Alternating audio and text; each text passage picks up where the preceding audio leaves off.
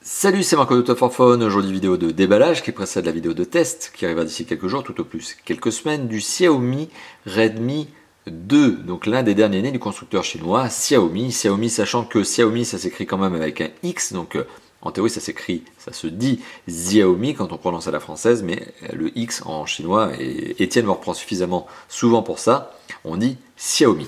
Alors c'est un mobile qui a été, vous le voyez, prêté par la marque eBaigu, c'est une boutique en ligne, une boutique spécialisée d'importation, justement qui nous a prêté ce téléphone à l'occasion de cette vidéo de déballage, mais bien sûr et surtout la vidéo de test qui suivra. Donc le sticker est collé sur la boîte, ça en soit c'est pas très important. On remercie encore cette boutique de nous prêter ce mobile. Et donc on va faire le petit tour de la boîte en elle-même. On va regarder ce à quoi ressemble le téléphone dans un rapide premier aperçu. On va regarder surtout les accessoires qui sont fournis avec le téléphone. Ça c'est quand même le plus intéressant.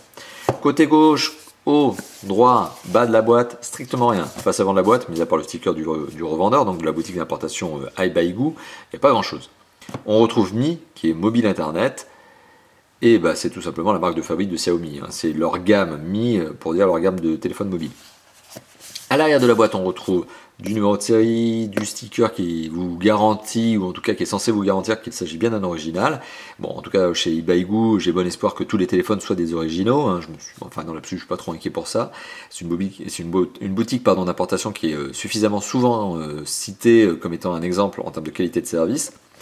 À l'arrière de la boîte, on retrouve quoi? Eh bien, on retrouve de la spec. Le problème, c'est que la spec, bon, mis à part quelques chiffres et quelques lettres, elle est totalement écrite en chinois. Donc, on apprend quand même que le téléphone est doté d'une connexion qui est une connexion 4G, 3G, 2G. Donc, il est 4G, 3G, 2G. Donc, doté d'un processeur 2 GHz sur lequel on reviendra, d'un écran 4,7 pouces, d'une batterie de 2200 mAh, d'un système d'exploitation qui est Android 4.4, mais qui est certainement surcouché avec la Mi 8 ROM, donc la ROM de Xiaomi. Voilà, qu'est-ce qu'il y a d'autre à dire? Pas grand chose. De toute façon, toutes ces specs, on s'attardera dessus lors du test. Petite parenthèse, je ne vous ai pas donné le prix de ce téléphone. C'est 150 €, un tout petit peu moins de 150 € hors taxe sur la boutique donc de eBaigu. Voilà, que je prononce très très bien, mais ça s'écrit I-B-U-Y-G-O-U. Alors la boîte, une fois qu'on l'ouvre, alors il faut savoir qu'elle est protégée par de la cellophane. Je vous rassure là-dessus, lorsqu'elle vous arrive, elle est protégée, très bien emballée. D'ailleurs, eBaigu sait bien faire son travail là-dessus, il protège très bien. Alors le téléphone, le voici. Comme d'habitude sur les téléphones chinois, on se retrouve avec un sticker, un film protecteur sur la face avant qui protège et donc qui est légèrement opaque, voilà, qui permet de se dire, bah écoute, je vais pas le garder.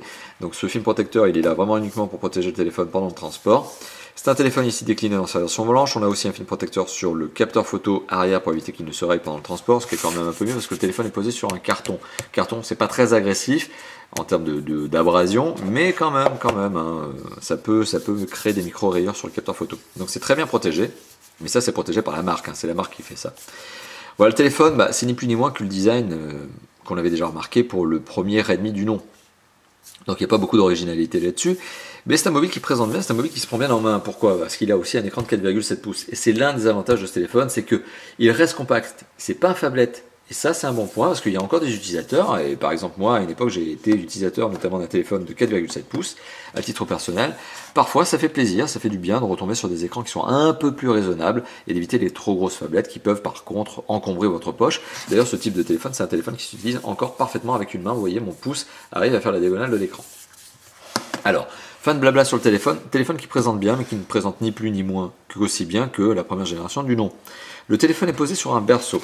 Un berceau qui est lui aussi une pochette. Donc à l'intérieur de la pochette, on va regarder ce qu'il y a, probablement de la documentation, et de la documentation probablement en chinois, parce que le téléphone est destiné à un marché chinois principalement, et même d'ailleurs uniquement. C'est pas un téléphone qui est destiné à l'export, en théorie, c'est par le biais de boutiques d'importation type eBaigu que vous allez pouvoir l'obtenir.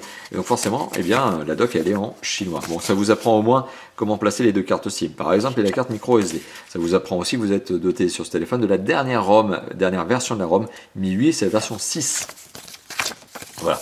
Qu'est-ce que l'on a d'autre? Un autre petit guide. Bon, là, c'est plutôt pour la garantie. Si jamais vous avez un problème, vous avez de la doc qu'il faut remplir pour utiliser la garantie de ce téléphone. Après, si vous voulez utiliser la garantie de ce téléphone, c'est au revendeur qu'il faut le renvoyer. C'est pas directement chez Xiaomi. Sinon, vous risquez d'avoir des mauvaises surprises. Votre téléphone il est perdu. Alors, on retrouve également un petit sachet, ça c'est quand même pas mal, dans lequel on retrouve la batterie. C'est ça qui est pas mal, pas le sachet. Alors la batterie, c'est une batterie très classique chez Xiaomi, je dis Mi parce que le logo, orange, très classique, et donc c'est un modèle BM44, on le voit ici, et est-ce qu'on retrouve de nouveau la capacité indiquée? Si, on la retrouve ici, hop, 2200 mAh minimum, jusqu'à 2265 mAh. Bon. Au moins, le constructeur a eu, on va dire, l'honnêteté de vous donner la capacité minimum, parce qu'il y en a d'autres qui vous donnent la capacité théorique maximum.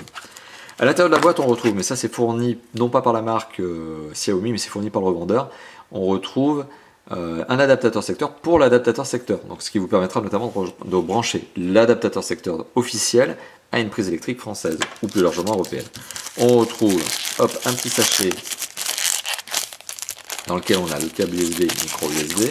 Hop, très classique lui aussi. Là-dessus, on va pas trop s'attarder, mais c'est bien du micro USB rond. C'est pas du câble plat, très classique. On retrouve également donc, ce fameux adaptateur secteur que je vous ai évoqué il y a quelques instants. Donc format spécifique Chine. Là, on est sur une prise électrique chinoise, mais sur laquelle vous allez pouvoir brancher l'autre adaptateur qui va vous permettre de recharger ça sur une prise française. Hop, voilà. Et à l'intérieur de la boîte, qu'est-ce qu'on trouve? Rien d'autre, c'est tout. Alors vous l'aurez remarqué, il n'y a pas de kit piéton fourni de base avec ce téléphone dans la boîte, parce que le constructeur Xiaomi, je crois que ça se dit plutôt CH, n'est pas obligé de vous fournir ce kit piéton. Pourquoi? Parce que le kit piéton, c'est juste une obligation, notamment en France, notamment plus largement en Europe, et également, je crois, aux États-Unis. Mais bon, en Chine, il n'y a pas cette obligation-là, donc ici, vous n'en avez pas. Donc petit récapitulatif de ce que l'on retrouve dans la boîte. Un adaptateur secteur format Chine spécifique Xiaomi, hein, ça leur appartient, c'est leur design à eux, très classique, sur lequel on va pouvoir adapter l'adaptateur fourni par Ibaigu. Voilà, hop, comme ça.